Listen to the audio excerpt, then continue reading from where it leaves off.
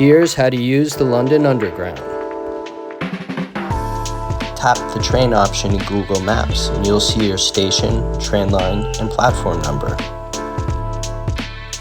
Enter the station and you'll see a large map with all of the train lines. Zero in on the line you're looking for. Be sure that the line is available at the station you're in. At the turnstiles, you can use Apple Pay, Google Pay, Samsung Pay, or any credit card with the contactless icon. You must tap in on the way in and tap out at the end of your journey. Signs will direct you to the platform you're looking for. Enjoy your ride on the London Underground. Remember to decide on a contactless payment option ahead of time. You can just use a credit card if it has the contactless symbol on it. Tap in and tap out to ensure you get charged the appropriate amount, and don't be afraid to ask questions.